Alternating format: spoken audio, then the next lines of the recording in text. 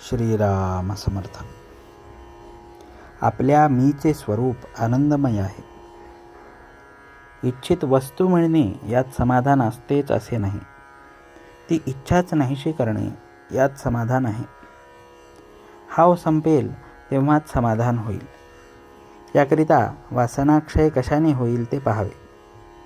कशात सुख आहे, कशाची कास धरावी इकडे लक्ष द्यावे. खरा आनंद आणि समाधान भगवंताचे होण्यातच आहे. भगवंता, तुझ्या वाचून माझे कोणी नाही, हे ज्या दिवशी मनाने पक्के ठरेल त्याच दिवशी समाधान मिळेल. जितकी विषयाची आवड धरावी तितके दुःखच पदरात येते. विषय सुख न मागताही येते, परंतु जे परमार्थाच्या आड येणार आहे ते मागत कशाला राहायचे. माझ्या मागे राम आहे म्हटले म्हणजे प्रपंचातल्या विषयात जरी राहिलो तरी भिण्याचे कारण नाही. भगवंताचा आधार कायम ठेवला की मग विषयांची नाही भीती वाटत. नेहमी अनुसंधानात राहिले म्हणजे मग सावधच राहिल्यासारखे आहे.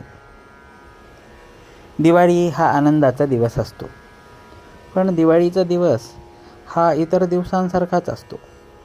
इतकेच नव्हे तर आदल्या दिवसाची परिस्थिती, संकटे आणि अडचणी त्या दिवशीही कायम असतात. याचा अर्थ असा की परिस्थितीत बदल होत नाही.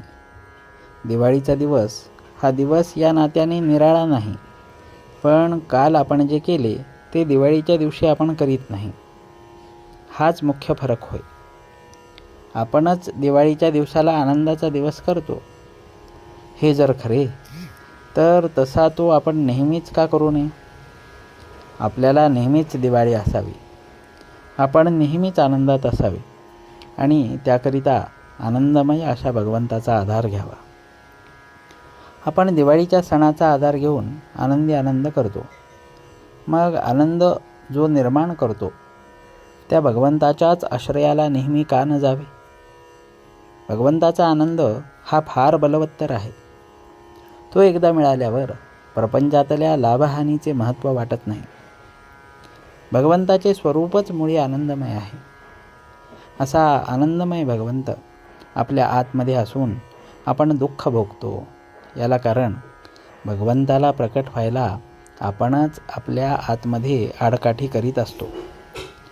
आपल्या आतमध्ये भगवंत तर आहेच, पण त्याचबरोबर मी सुद्धा आहे. हा मी कोण आहे हे जाणण्याकरिता इंद्रियांची गडबड शांत करून आतमध्ये आपण आनंदाचा शोध करावा.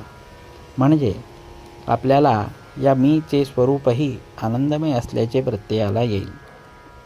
अशी परमात्म्याची ओळख करून घेणे ही खरी जीवनाची सुरुवात आहे आणि परमात्म्यात विलीन होणे हेच जीवनाचे सर्वस्व होय. ज्याचा आनंद टिकेल त्याला नित्य दिवाळी आहे. जानकी जीवन स्मरण जय जय राम.